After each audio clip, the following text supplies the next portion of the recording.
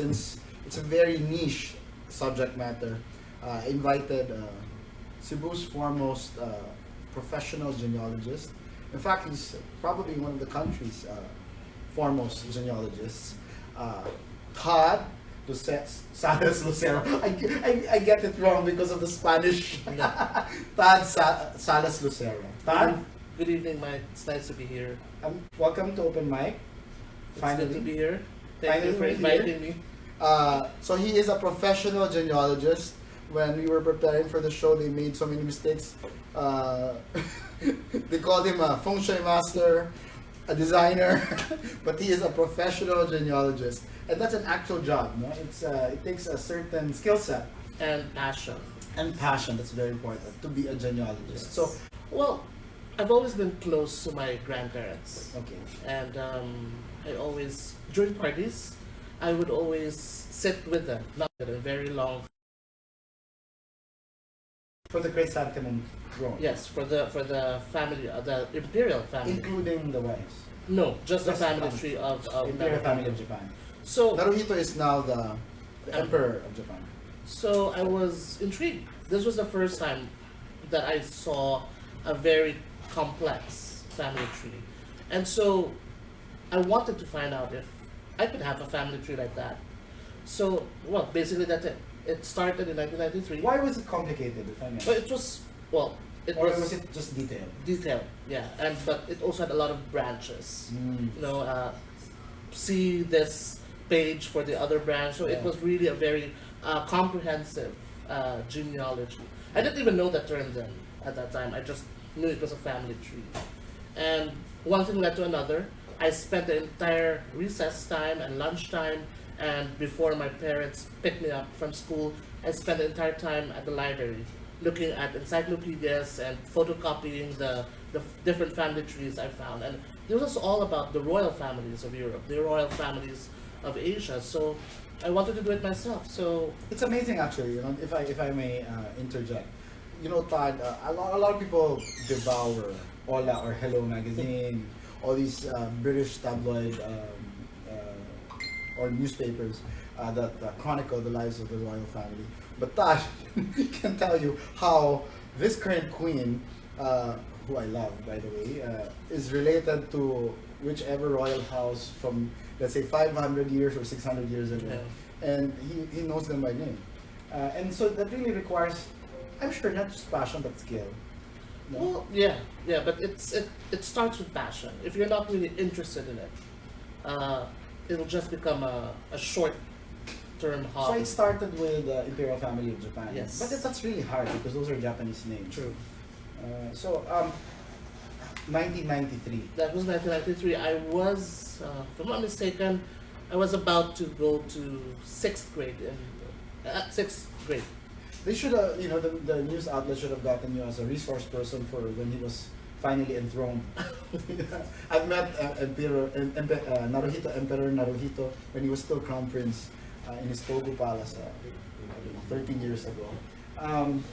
And he's a very, very soft-spoken and simple man. Very cute. He's cute, guapo. Not very tall.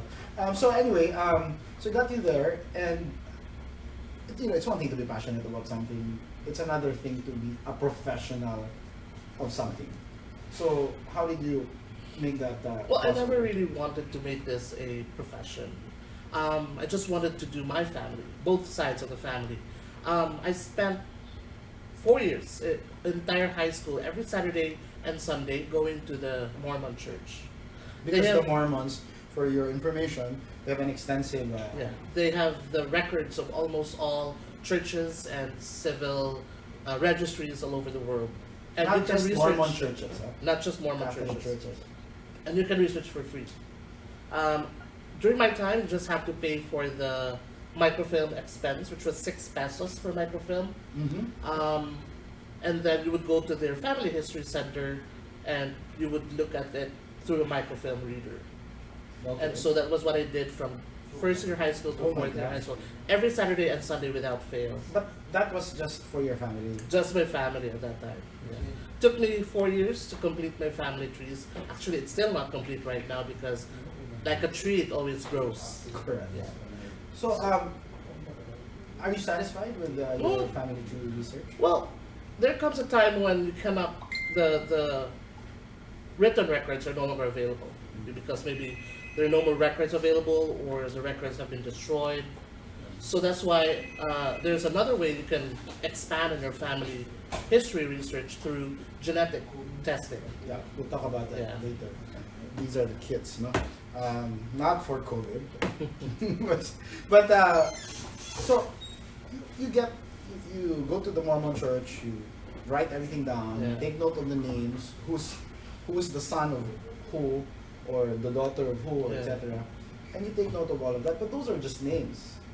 How do you enrich that list of that family tree and give it context, give it life, so that you know what they were up to, what they were all about, how you are definitely the descended from that family because of attributes or other traits. Yeah, I'm glad you asked that question, especially in the context of the lockdown right now that we're all in.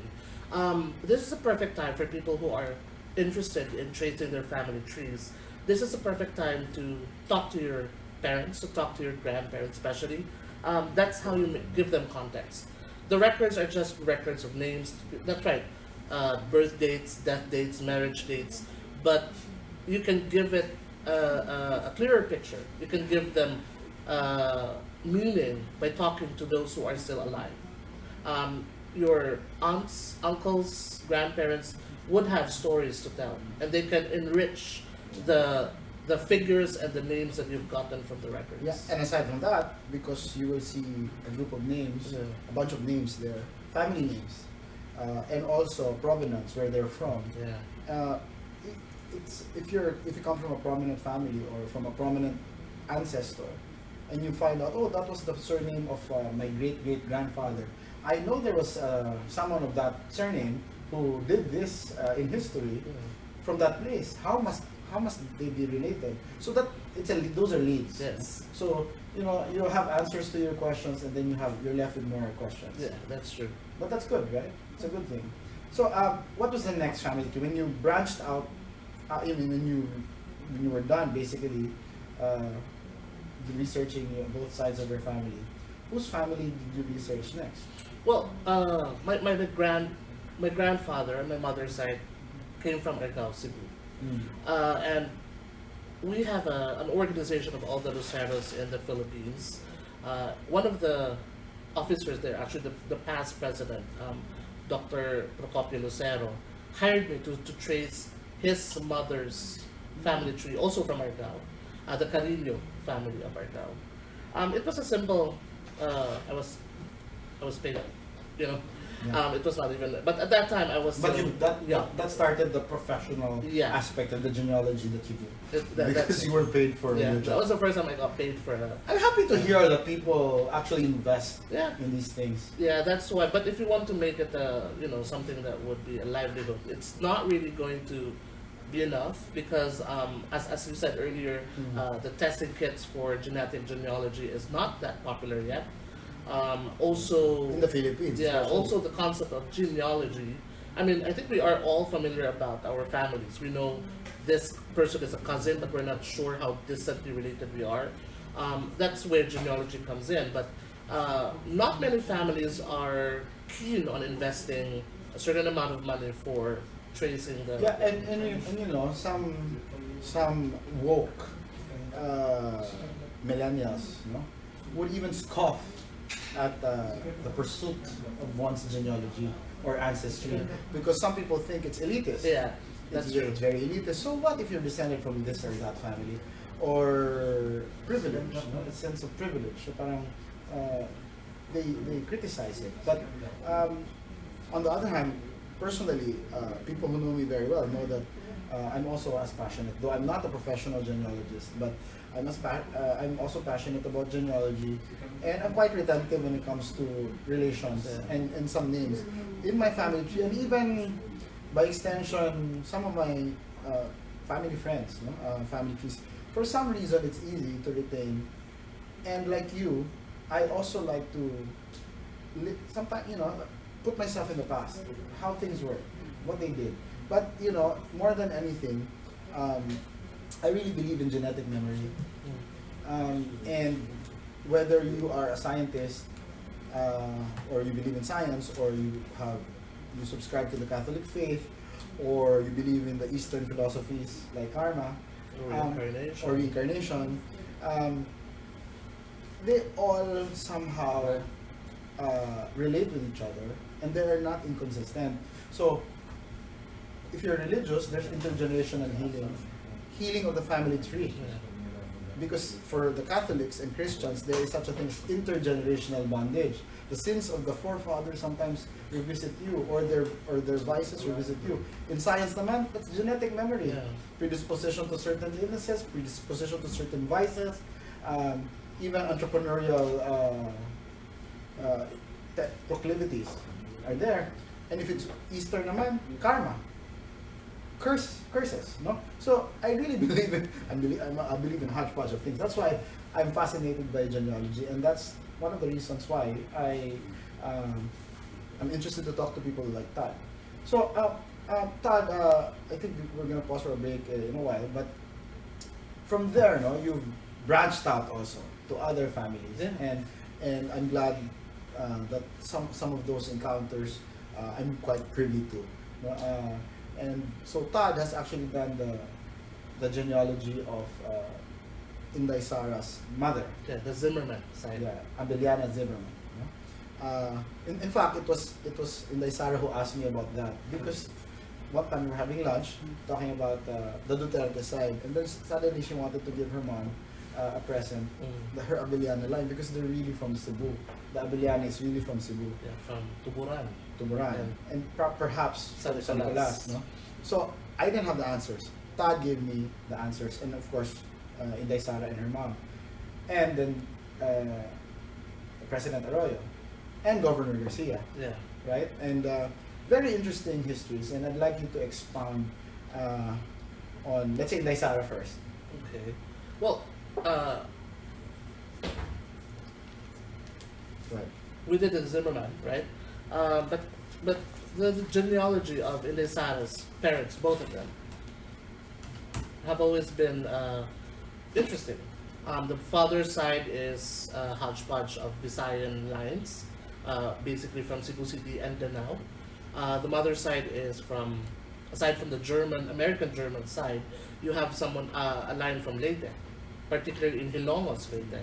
And then on the Abeliana side, this is in Cebu, Tuburan, and by way of San Nicolas. 100% Cebuano. 100% Cebuano though. That makes Inday Sara basically half. More than half. Something like that. Oh, yeah. Because both, Cebuano, we're talking about Cebuano. and she's basically really rooted to the Visayas. As we know, the Dutertes transferred to Davao in the 50s. From Danao. From Danao. And before Danao, they were actually from Cebu City. Yeah. Duterte is a Cebu City Family. So anyway, I was I was motioned already that we have to pause for a break. Okay. So I hope you join us when we return from this short break. Open mic will be right back.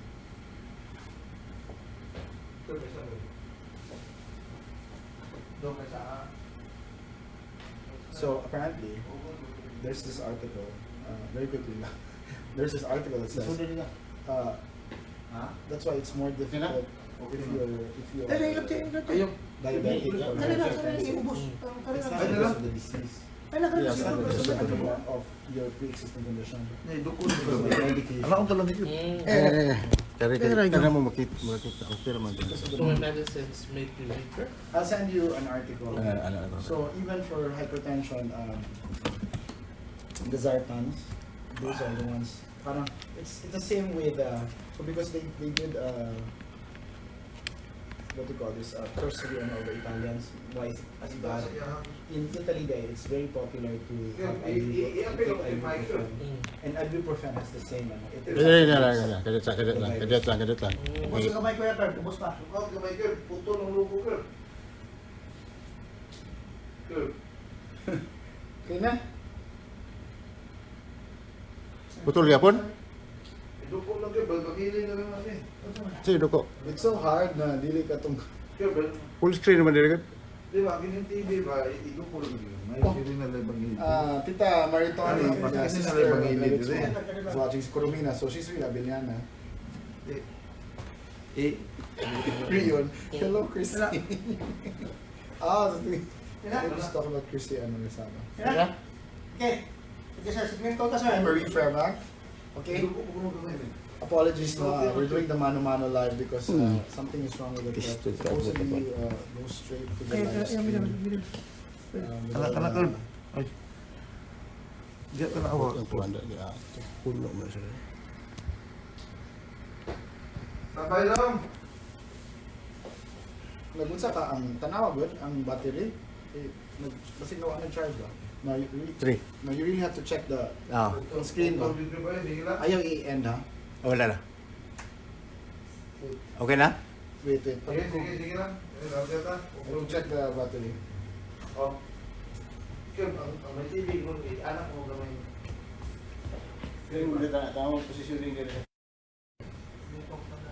Okay. Ay. Sige. Mano again. What happened to technology? This is really the Mercury retrograde. It's still the retrograde. Like my car also, the Bluetooth. Nag-iba na yun. Oh my gosh. Matay ka sa ihan, ano? So, mubarog na sad ko. Stop. Isog lang kamay. I have to check. Isog ko the rin, isog ko rin, isog ko rin. Isog ko rin. Isog lang ko yung tripod. Okay. Sige na lang, sige na lang.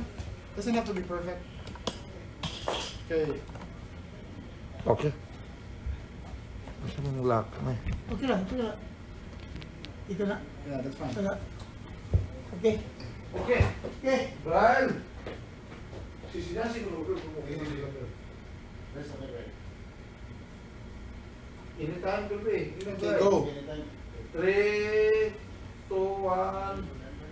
Cue. Back here on open mic with Todd Lucero. So Todd, the genealogist, not the feng shui master, Or the or the designer. designer. So Todd, we're talking about Sarah Duterte's mother's genealogy. So yeah, I think in Sarah, I told her, Manggod, na, leadership is really her birthright. Yeah. Her father's president, and if you go by popular lore, the Abilianas of Tuburan I descended could, from are descended from the Abilianas of San Nicolas. San Nicolas, and the Abilianas of San Nicolas are supposedly the descendants of Rahatupas. Yes. So that's pre-colonial royalty. Rahatupas who married the daughter of Raha Humabon and Queen Juana, who received the Santo Niño because they didn't have a son. Their daughter married a cousin, First cousin. a first cousin, Rahatupas. And from that line, one ng mga Abiliana. One of the families supposedly descended from them. in So I was saying, you see, again, genetic memory. Yeah. In fact, a lot of U.S. presidents could trace their lineage to some king. Kings and queens of England. Yeah, right. And other parts of Europe. And there's even a sort of a bet going on every time there's a presidential election. They say that the presidential candidate with the most number of royal ancestors wins the election. And most of the time it's true. Really? Yeah. And- Because but- all but- of them are descendants. Even Obama through his mother's side. Ah, really? Yeah. So you see, that's what I'm saying about genetic memory. They, for all you know, most of them, or practically all of them, all of these presidential candidates in the last so many elections in the United States did not even know that they're descended from royalty. True. But see, it's in their genes to want to lead, to want to be king of America. Diba? Yeah. Yeah. But this is also the kind of the caveat that I want to give out here, because you mentioned earlier many people think of it as an elitist A lot of people do. thing, no? It's an elitist hobby. Because things like this, like presidents of America are descended from royalty. So, but the bottom line in genealogy is anyone can actually trace their family tree. Not just the rich, but the poor. And I started out doing it myself. That's why I wanted to again encourage especially the woke generation. You can do it, especially if you're locked down in your towns, in your cities. visit the nearest church where your ancestors were baptized. I hope they can let you in and look at the records. You can check for yourself. Your ancestors are all recorded there. Yeah, and you know what's interesting? Was it the national, not Geo, no? Genome. The Genographic Genographic project of National Not Geo. I Geographic. think it was that one. I just saw an ad for it or a video where racism. It was very much focused on racism. That people didn't want to be black or they didn't want to be a certain race or Chinese or Asian or something. Yeah. And then when they got their what they call this DNA test results, some of them were black, some of them right, and it's really an eye opener. Yeah. And that's not elitist at all. In fact, it promotes the oneness of mankind. So, but anyway, going back to presidents because we're a bit elitist. no, because that's a common topic for a lot of Filipinos. So how can I talk about someone you don't know, right? So from Naisara, we went to Gwen Garcia, Yeah. Governor Gwen Garcia, and you presented. The Garcias know where they're from. They are descended from the first Pablo Garcia Yeah. from Ciudad Real, Spain. In fact, they've done a pilgrimage there, but it stops there. Yeah. They just know that they're from there. And then Todd comes with a family tree up to 13 generations up to 1500. the 1550s. Yeah. 1550s, and now it's in the office of the governor.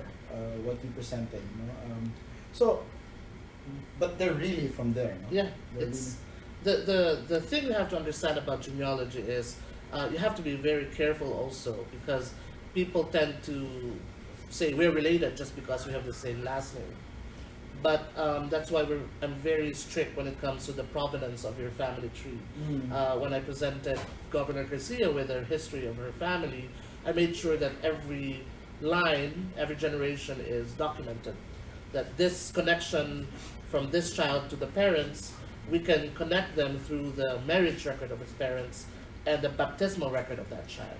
So, just so you know, Todd's process is not just he interviews someone and he takes down notes and that's the family tree. No. He interviews someone for the basics, Yeah. The date of birth, the date of death, And the place. of birth, the complete name, and from there he reconstructs it with the data that's available to him. You have access to the records in Spain, you have access to the records in the Philippines, but there are certain countries that are hard. Yeah. Like but- China is hard. Definitely. Chinese genealogy is very, very complex Mm. and it's a challenge. But I think for those who have traced their Chinese genealogy, if you're able to find your village in China, I've read a lot of testimonies. They have family trees that stretches back hundreds or thousands of years.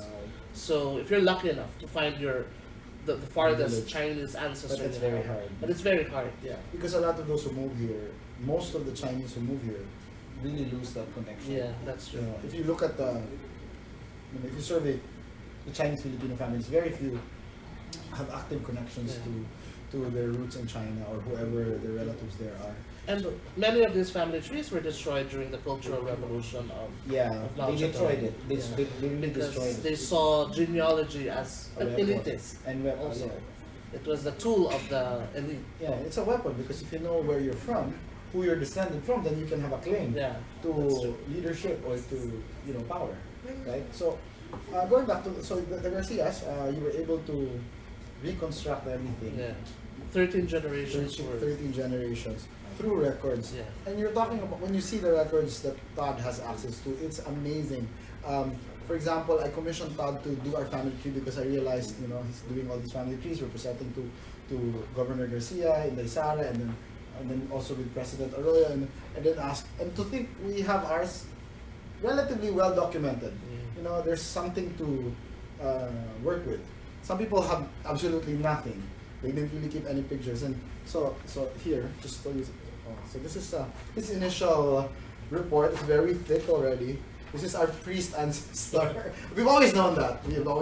And but very interesting because he was a Spaniard, a Spanish friar from Ilora in Granada, and I have a relative who also commissioned Todd, Eliza Romualdez Bartos. who used to be an ANC anchor, she's actually done research, and she's been to Ilora, and she says that 80% or something of the inhabitants would be related, would be our Lopezes.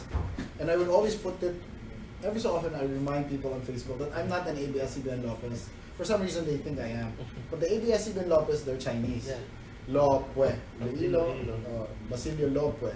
Ours, this is the guy who, he's a malambing pare, philandering priest. So, what's interesting is Todd was even, because his parents were second cousins. Yeah. And he was able to get the papal dispensation that they received so that they could marry, among other records. No? So you see, it's fascinating that it's just out there.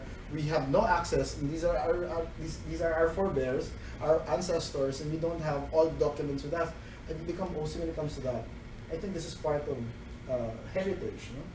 It's not just money that you inherit or property. It's also these things. Yeah. So going back to Governor Garcia, she was very happy, when we presented her with her family tree. And I think they're planning, when this whole COVID thing blows off, to make Go back to Ciudad Real. To Ciudad Real with more context, because now there's a story, not just a place and a family name, and probably they can connect with the relatives. Yeah, actually, in fact, another member of the family commissioned me just a few weeks ago to start researching on the descendants of Don Pablo's siblings. They want to know which Garcias are still alive in Ciudad Real so that they could connect with their. Oh, these are distant It would cousins. be now. fourth or fifth. Yeah, fourth or fifth cousins. But nevertheless, They're these still, are cousins. We are all blood relatives. At the end of the day, we can all go back to the I don't know. single celled organism if you're a scientist, or Adam and Eve. Or if to you an believe it. alien. So basically, we're all related. So that's why the whole family wants to go back to Ciudad Real eventually and connect with their present day relatives. Yeah. And another person who Todd, presented the family tree to is no less than President Gloria Macapagal Arroyo a few months ago. And I've always heard that she's descended from Lacandula, King of Tondo, no? Yeah, the last King of Tondo, Lacandula. No? I'm pretty sure if you have a work, even even some knowledge of history, you would have heard of Lacandula, unless you're completely ignorant. And so a lot of people know that she's descended from Lacandula. Other people even dispute it. She and her dad, President Diosdado Pangan Macapagal. But Todd was able to give all the names, right? Yeah. Up to Lacandula. So from President Arroyo to Lacandula, how many generations? That's 14 generations. 14 generations to Lacandula. From President Arroyo to, because Lacandula is descended from Sultan Bolkiah. So Yeah, he was a grandson of Sultan Bulkiah of Brunei. That's why when we were there just here in Nivelle, in the neighborhood, and Todd presented the genealogy or the family tree of GMA specific to the Lacandula line, GMA said, "Oh, finally, I've always known I'm descended from Lacandula, but I don't have all the names." That's what she said. And because she's descended from Lacandula, she's descended from Sultan Bolkiah, the former, that said 3 centuries ago, how many, whatever. Yeah. And GMA said, in fact, when she was in Brunei for maybe a state visit, the current Sultan Bolkiah informed her, told her that they're related, because they're both descended from This Sultan Bolkiah, but she says GMA just didn't ask how. So now that the research of Todd answers everything from her to her dad, and from her dad to Lacandula, and from Lacandula to Sultan Bolkiah, which makes GMA and the current Sultan about 14 or 15 cousins. once removed. Once removed, yeah. Yeah. Let's talk about the once removed. So that's very common. People always ask about how many cousins once removed. So, and because she's descended from Lacandula, and Sultan Bolkiah, she is descended from The Prophet Muhammad. the Prophet Muhammad. And that really surprised GMA. And she said, it will take some time to sink in. I've always known about Lacandula, and I'm just happy that finally I have all the names up to Lacandula. she'll probably need another day to to let process the Muhammad connection. But that's amazing, right? Yeah. So that's Jamie. So see another proof of genetic memory. You know, you gravitate to positions of leadership. She's a great, how many greats? Granddaughter of a sultan, and same with her father. Yeah. No, great grandson. And not just that, because she is a descendant of Nakatula, she's also a descendant of the first Sultan of Sulu and many other royal families in Asia. That's basically her family tree is dotted with sultans and caliphs and all the other titles. No wonder, despite her petite frame, she's a very formidable woman. yes, and she really walks and speaks with authority and aplomb. No? Like, blood will tell, as they say. So, I digress. When you say, I know about it, but for the uninitiated, can you very quickly discuss the once removed, cousins twice removed? In the U.S. and in other countries, if you're not of the same generation, you're cousins with someone because you're from the same generations. Like your first cousin with someone. Like if you're my first cousin, that means one of our parents are siblings, so we're first cousins. But what if you were the son of my first cousin? That would make us still first cousins because my relationship to your father is my first cousin, but we're not the same generation, so that would make it one generation removed. But when we write it down and we say it, we remove the generation, so that's why it becomes first cousin once removed. But it's actually first cousin one generation removed, or two generations removed. So, for example, if I talked about my grandfather's first cousin, we would be first cousins twice removed. That's correct, because you're two generations removed from your grandfather. See, I hope that explains. Or in our parlance, it's pag-umangkon sa pag-agawan.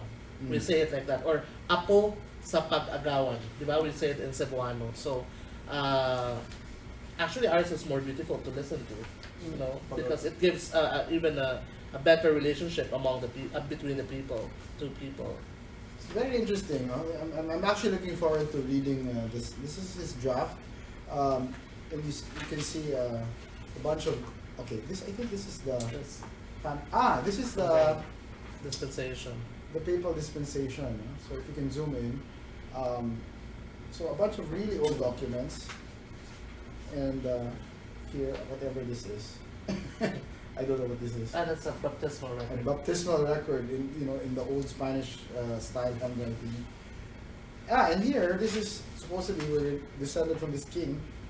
This is Inigo. The first king of Pamplona. So this brings us, when this is finally complete, 1,200 years. No? That's true. Imagine, he was able to trace 1,200 years and complete the documents and names and everything else. There are two. I didn't know that the House of Julia had two.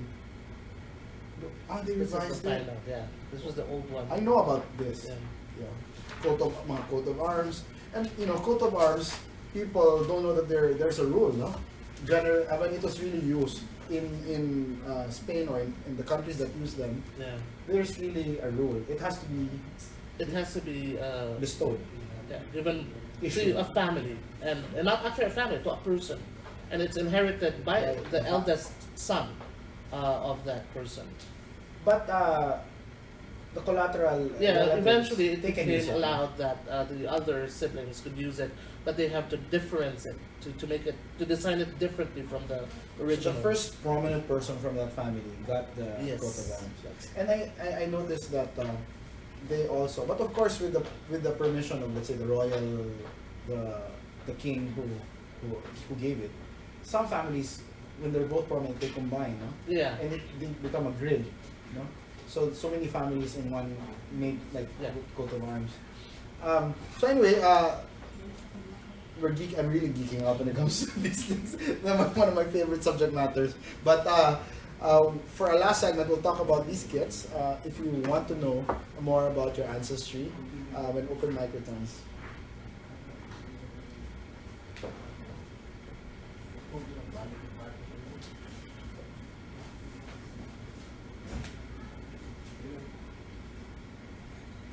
Okay? Before tamamtan ng curfew. Okay. Okay, dito ta, sir. Last segment, sir. Yes. Brian, dito tayo. Okay, dito ta. What else do you want to cover? Rolling. Any other person that you want to as a family that you Stand by, sir. Rolling. 5, 4, 3, 2, 1. Cue. So we're back here at Open Mic, and see, I have my kits, not the COVID kits, but this is, can you zoom? This is my heritage. I'm not promoting a particular brand. I ordered this, and so you have all these the swabs inside, the unboxing, diba? The return packet. See? I haven't used it, and I think it's hard to send this now because of all the flight restrictions. And this one is Ancestry. It's quite popular, no? Ancestry is quite popular. It's they have a large database. The largest database in the U.S. right now. And then I have another one. It's with Emil in New York because they wouldn't deliver to the Philippines. CRI, genetics, no? And then I wanted my sister to buy 23andMe because it's available in Target and Walmart. Walmart. But they had to fly home hurriedly because of all the the restrictions and the lockdown and everything. So I only have 2 plus 1 that's on the way. Why do I have more than 1? I just want to cross-reference. I want to make sure. And if there's a margin of error, I delete the margin of error out and just focus on everything that's within the margin of error. So now, Tad, you've tried doing this. Yeah. Well, not personally. Mine is also stuck here because we're waiting for a way to send it back to But you have a the family US. member. But yeah, I had an uncle on my mother's side and an uncle on my father's side. Now the reason why we have to have a man take the test is because a man inherits both the mitochondrial DNA and the Y DNA. But if it's for a woman, the woman only inherits the mitochondrial DNA, the mtDNA. Basically, of course, a woman does not inherit the Y DNA. So So if a woman gets a DNA test, it's basically testing the maternal side.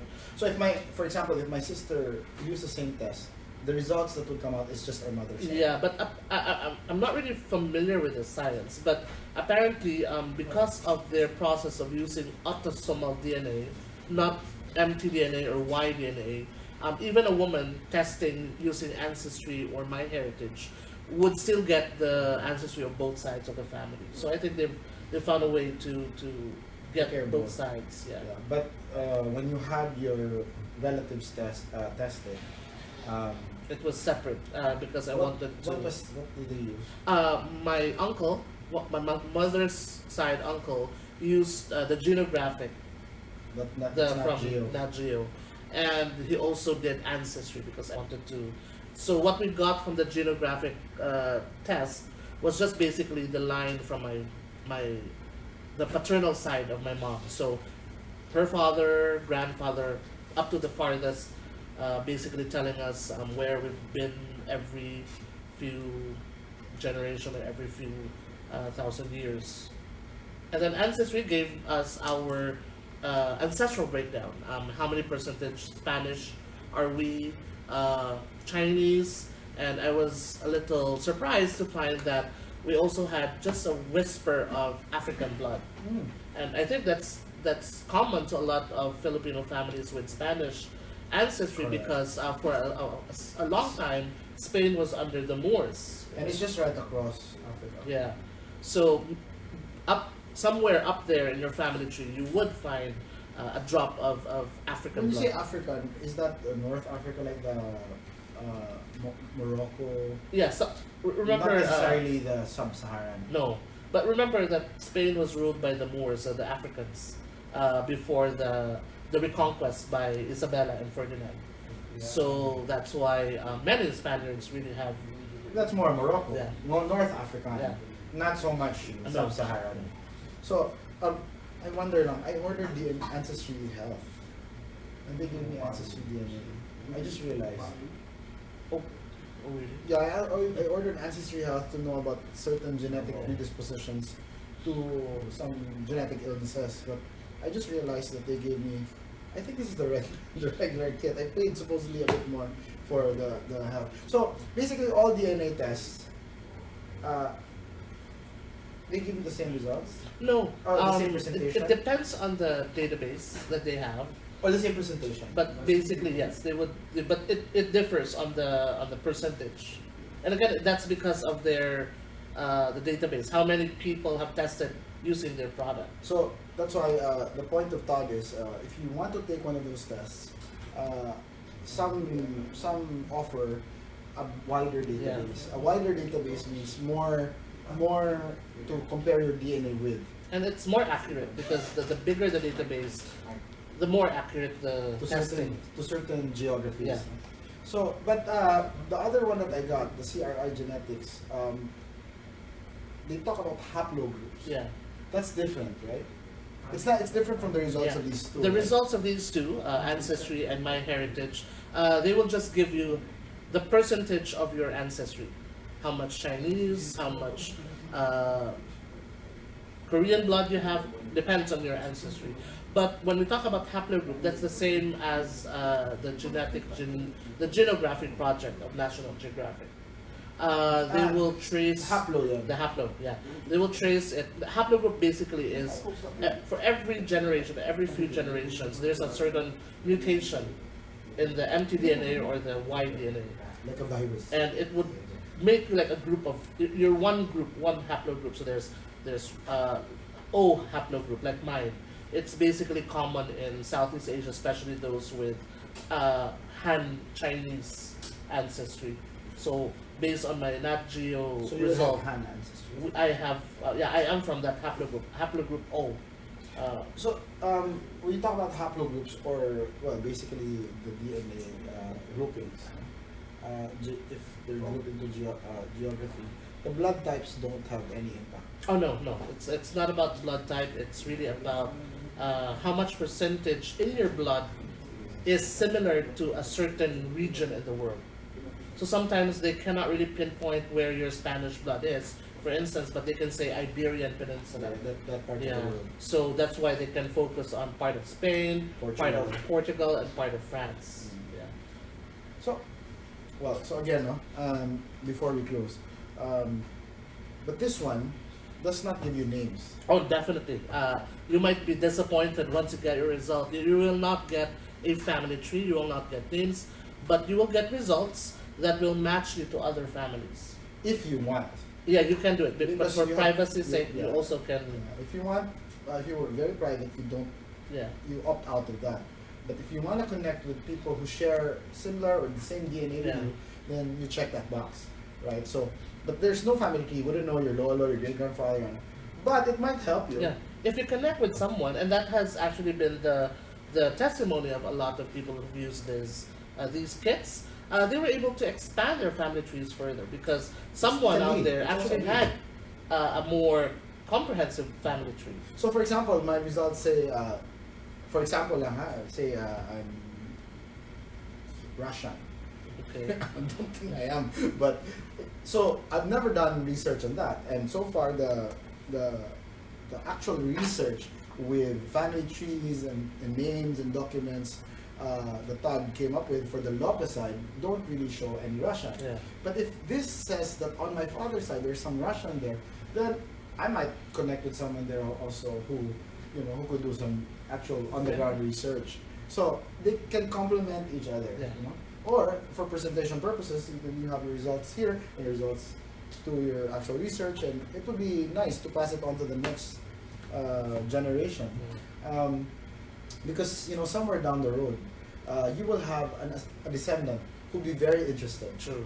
and you will be the hero It in that may family. take a few generations, but yeah, definitely I- someone along the road will have. I think I don't know, but my niece, Arabella Arya, she would come to my room because I have like dead people there on the wall, and my siblings would freak, but she is interested. She would ask me, who is that? How is she related with that person? How long ago did she live? What did she do? And because I said, it's very simple, Arya. From there to here, this is the son of this guy, this one is the son. So it's in order.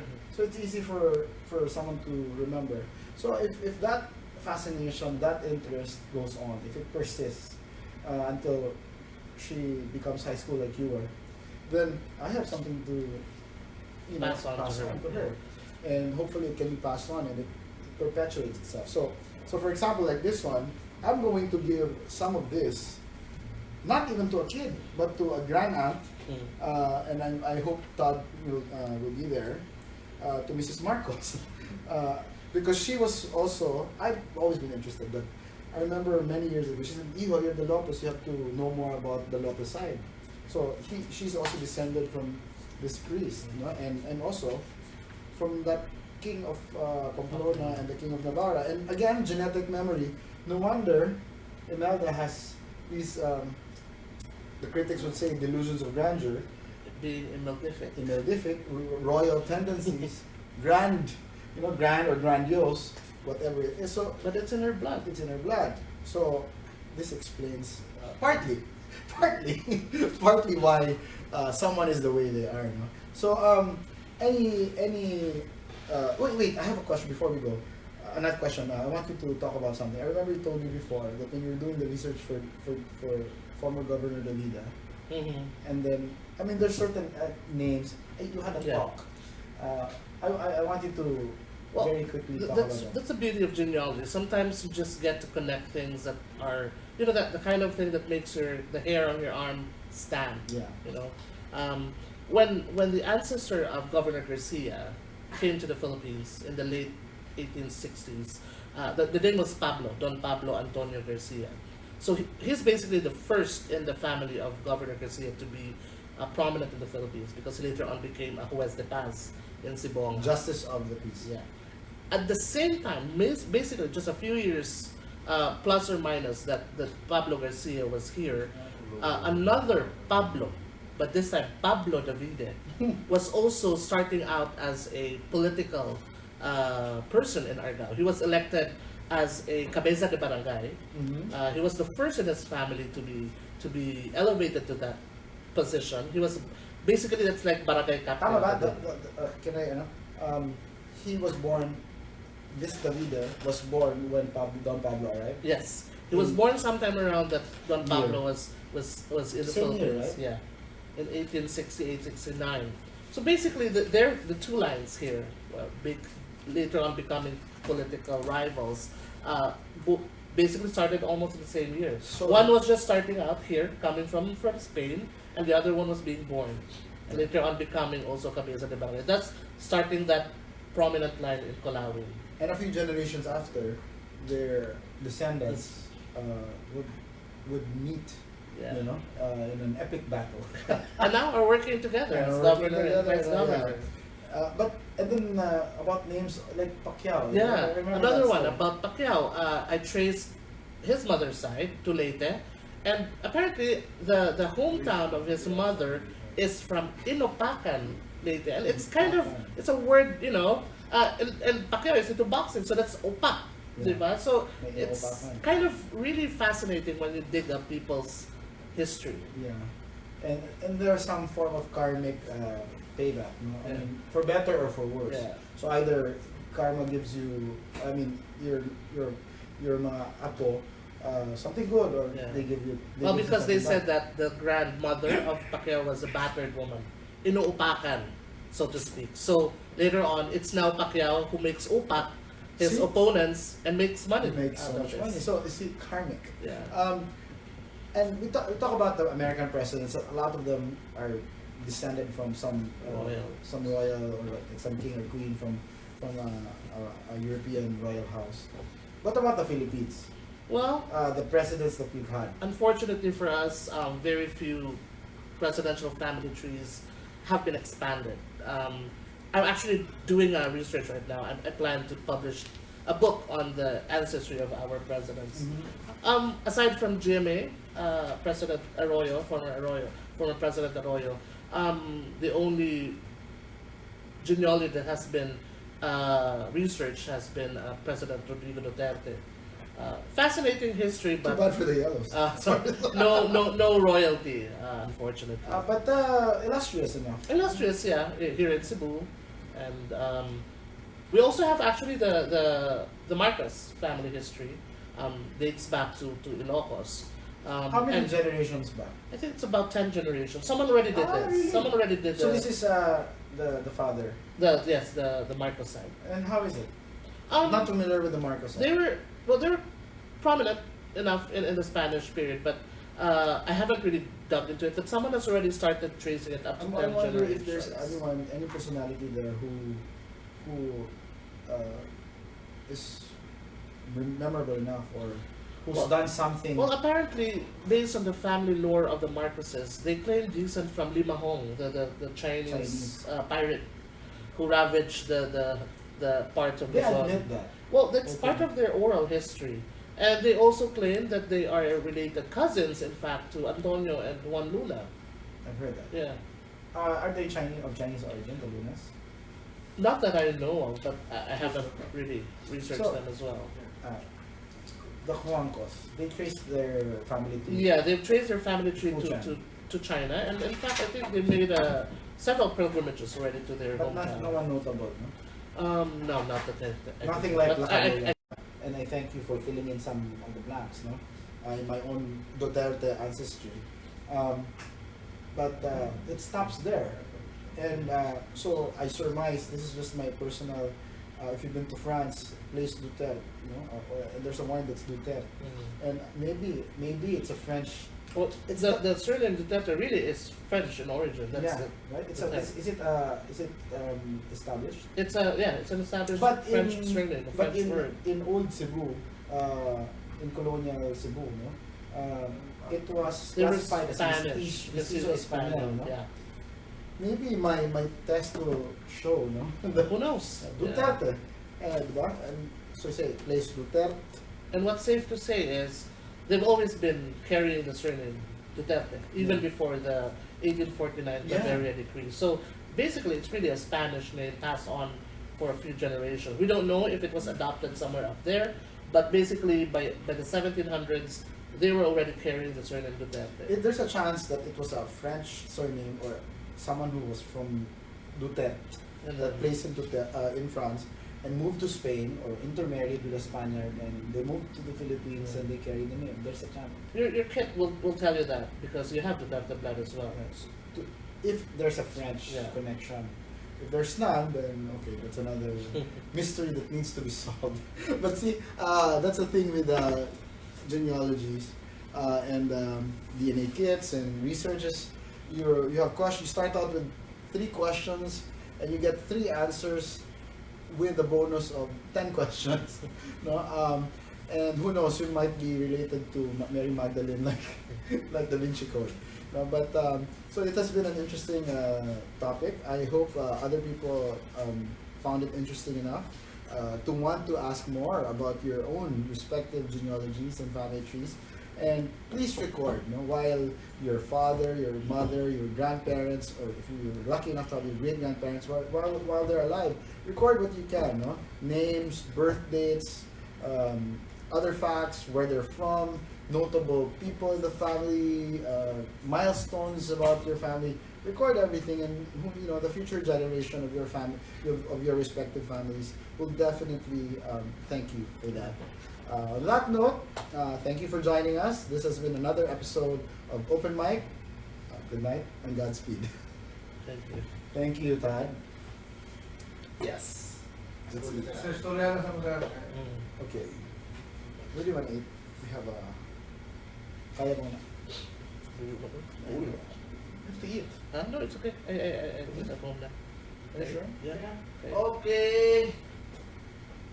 Alright, thank you. Finish na siya, Mike. Sige, paki-finish. Finish. Go.